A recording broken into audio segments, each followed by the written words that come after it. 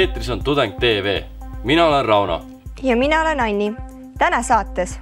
Eesti Üliõpilaskondade Liit tegi haridus- ja teadusministrile kõrgharidusreformi suhtes avaliku pöördumise. Saame teada, kuidas mõjutab tehnoloogia areng tudengeid ja 21. sajandi õpetajat. Nädalavahetusel aset leidnud David tutvustas erinevaid tudengiks olemise võimalusi. Juba 13. korda valiti Eesti parim noortebänd. Sleepwalkersi festivali Grand Prix võitis Even Hafnor. Eksperimentaalmeeskonna uurimisobjektideks olid seekord inimesed tänavalt. Ja nüüd kõigest lähemalt. Eesti Üliõpilaskondade Liit tegi haridus- ja teadusministeeriumile pöördumise, et maksta tulemusstipendiumid rohkematele tudengitele. Birgit Rae käis uurimas. Sellest õppeaastast töösse rakendatud kõrgharidusreform on endaga kaasa toonud parasjagu segadust, eriti mis puudutab rahastamisküsimusi. Seoses ebakõladega stipendiumite määruses tegi Eesti Üliõpilaskondade Liit haridus- ja teadusministrile avaliku pöördumise, väites, et tudengite häält ei ole piisavalt kuulda võetud. Sel aastal immatrikuleeritud tudengid võivad rahalist abi saada nii õppetoetustest kui ka stipendiumitest. Valitsuse määruse eelnõus on kehtestatud 5 erinevat stipendiumit. Erivajadustega üliõpilase stipendium, asenduskodu teenusel ja perekonnas hooldamisel viibinud üliõpilaste kõrghariduse omandamist toetav stipendium, erialastipendium, tulemusstipendium ja doktorandistipendium.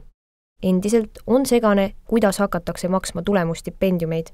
Seal ongi see haridusministeerium ja EÜL-i vaheline põhiline lahkheli, et haridusministeerium näeb, et tulemuspõhiste stipendiumite osas neid peaks saama ainult 150 tudengit üle Eesti ja stipendium oleks suuruses 320 eurot kuus. Ja EÜL näeb, et seda sama stipendiumitele suunatavat kogu summat võiks mängida veidi ümber, ehk siis stipendiumi suurus võiks 320 euro asemel olla 100 eurot ja 480 üliõpilasele. Määrus peaks jõustuma siis enne uut aastat, et siis tulemusstipendium saaks hakata maksma juba jaanuarist, kui sellel õppeaastal sisse astunutel on esimese semestri õpitulemused olemas. Eesti Üliõpilaskondade Liidu tehtud ettepanek ei nõuaks lisaressursse riigieelarvest. Kogu makstav summa jääks samaks, kuid kasu saaksid rohkemad tudengid. See viib aga ideoloogiate konfliktini. Nimelt arvab haridus- ja teadusminister, et tulemusstipendium on parimate tunnustamiseks. Eesti Üliõpilaskondade Liit aga usub, et stipendium on pigem tudengite motiveerimiseks. Määruse eelnõus on aga välja toodud mõlemad. Lisaks oli stipendiumite rahastamist planeerides veel üks valearvestus. Haridusministeerium ei saa neid eurorahasid või tuli välja, et tulemusstipendiumid ei ole abikõlbulik kulumeede nende konkreetsete eurorahade kasutamiseks. Ehk siis mida tähendab on see, et haridusministeerium pidi planeerima tulemusstipendiumid täies mahus riigieelarvesse. See tähendab, et oluliselt tulemusstipendiumide vahendid vähenesid. Ehk siis ei saanud enam rääkida 10% tudengitest ja 100 eurot. See summa läks siis, üldsumma läks siis palju väiksemaks. Eestis on praegu ligikaudu 63 000 tudengit. Ministeeriumi plaani järgi saaks tulemusstipendiumit vaid 150 tudengit ehk 0,23% õppuritest. See aga tähendaks, et mitte kõik 5.0 õppijad saaksid tulemuspõhist preemiat. Mille alusel otsustada, kes saab ning kes jääb ilma? Seetõttu on ka määruses sees väike lause, mis siis ütleb, et stipendiumi määramisel võib arvestada ka aktiivset ja silmapaistvat tegevust ühiskonna ja muudes eluküsimustes, mis on väga subjektiivne. Et pigem siis juba maksta stipendiumit suuremale hulgale, väiksem summa ja selgematel kriteeriumitel. Kuidas mõtleb ja toimib 21. sajandi õpetaja? Sellele küsimusele otsisid vastust õpetajad ja spetsialistid, kui toimus konverents 21. sajandi õpetaja. 28. novembril leidis Tallinna Ülikooli konverentsikeskuses aset Eesti Õpetajate Liidu, Tallinna Haridusameti ja Tallinna Ülikooli Haridusinnovatsioonikeskuse poolt korraldatud konverents 21. sajandi õpetaja. Uuriti, kuidas mõtleb ja käitub õpetaja tulevikus. No 21. sajandi õpetaja, nagu ma seal konverentsil ütlesin, et ta alles kujuneb välja, et ega me tegelikult ei tea, milline ta on. 21. sajand on esimene 13 aastat on möödas, ei ole sellist tunnetki, et see oleks 21. sajand. Mul on igal juhul selline tunne, et see on ikka veel 20. sajandi pikendatud lõpp, mis kestab siiamaani ja mingisugusel hetkel peaks käima krõks, et ma tunnen, et ma olen nüüd tulevikus. No loomulikult seda hetke kunagi ei tule. Aga see õpetaja peaks olema muidugi täiesti pädev tehnoloogilistes vahendites, vähe sellest, et ta peaks olema võimeline neid ka ise edasi arendama. Kuidas aga tehnoloogia ülikiire areng tudengi elu mõjutab? See tehnoloogia on tudengitele loomupärane ja nad kasvavad selles keskkonnas. Et kui me räägime siin loengus kas või uuest tehnoloogiast, siis tudeng on selle loomulik kasutaja ja elab selles keskkonnas sees. Aga õppejõud, kes pusib oma loengut kirjutada, hangib selle kohta võib-olla informatsiooni mingitest teistest või kolmandatest allikatest. Kas ja kuidas tehnoloogia meie ja tulevaste tudengite ning õpetajate elu mõjutama hakkab, näeme ilmselt juba lähiaastatel. Seekordsel messil T5 tutvusid omavahel koolid ja õpilased tervest riigist. Tudeng TV oli samuti kohal, et uurida tudengiks olemise erinevaid võimalusi.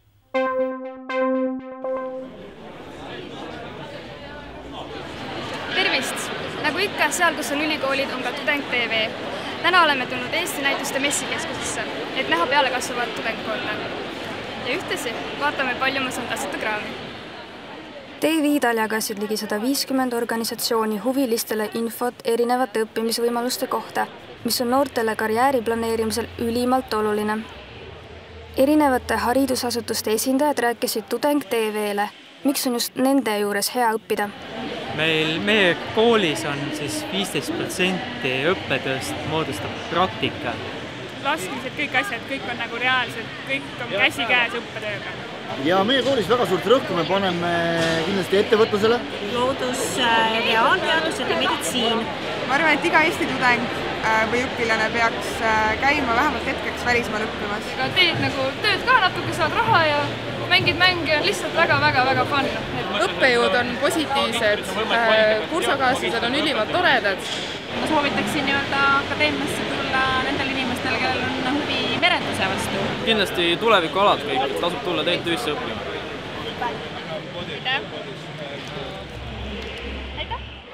Lisaks pakuti ka erinevaid praktilisi võimalusi ametitega tutvumiseks.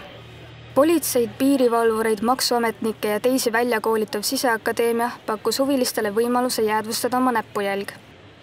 Kui filmides oleme harjunud nägema näppe määrivaid viise, siis tänapäevased magnetipõhised meetodid teevad oma töö puhtalt ja korralikult. Tartu Tervishoiu Kõrgkooli noored lasid tulevastel tervishoiuspetsialistidel proovida, kuidas on veenist verd võtta. Nüüd võtada kätte nii, nagu ta minul on. Keerukat protseduuri aitas läbi viia juba kogenud tudeng. Loksuta seda natuke niimoodi. Sain sellega kaasa.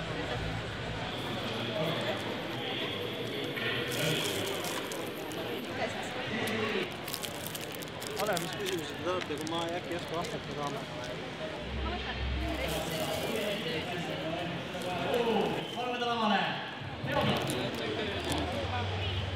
Spordiklubi 3D treening pani noori erinevate katsumuste käigus proovile. Eesti kõrgem sõjakool oli kaasa võtnud ehtsa kaitseväelase vormi ja 40-kilose varustuse, mida huvilised selga said proovida. Kas kommi saab ka? Ei.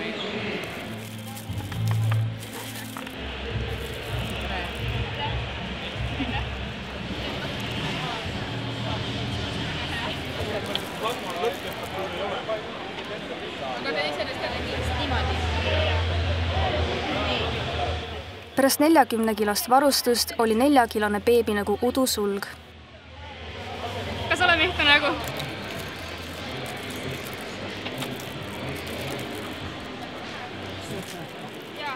Tuleta.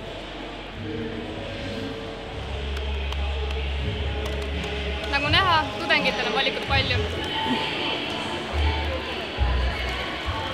Palju. 29. novembril valiti parim noortebänd. Võistluse finaali jõudsid seekord 5 väga eriilmelist noort ansamblit. Club Hollywoodis toimus noortebändi finaalkontsert. Võistlustules olid OU, The Memorial Discourse,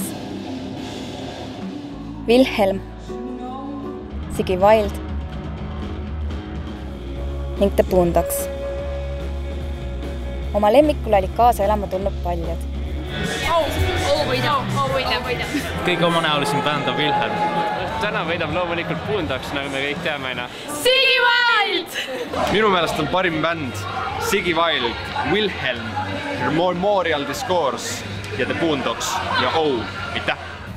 Õhtumellu tõi Särtsuga noortebänd eelmise aasta võitja Slippery Slope, kes üritusel endiselt kaasa elab. Mis mulle selle aasta juures meeldib on see, et on üks selline bänd finaalis, kes eristub teistest nagu väga-väga palju. Ma pean siis silmas seda raske muusikakollektiivi. Et väga nagu põnev on näha sellist etteastut ka. Et ütleme, meie aasta puhul sellist asja nagu ei olnud. Üldse hästi kirev on see finaal nagu mingi folgist metallini ja metallist tagasi mingi vanakooli rockini. Seal on hästi palju vaadata praegu.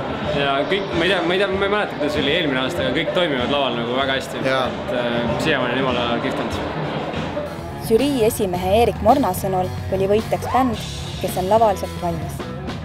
See on päris ansambel, mitte niisama projekt või hobi. Et ma kordan jälle ennast, nüüd on aeg teha laule. Publiku lemmikuks kuulutati OU. Parima noortebändi tiitli võitis aga meeletu energiaga hullutav Ziggy Wild. Väga hea tunne. Väga hea. Pigem ütleks, et ei ole veel kohale jõudnud. Lihtsalt oled ja nii palju asju ja siis... Tõesti, väga head bändid olid kõik. Kõik andsid endast lihtsalt 110% ja see oli lihtsalt üks väga lahe kontsert, nii et ila välja ennast. Nii nagu anname meie endast alati kõik, mis me suudame vähegi anda, nii me ootame ka publikut ja see on selline vastastikku, et seda me nagu ootamegi, see ongi sõnum, et lihtsalt tulge lõputsega.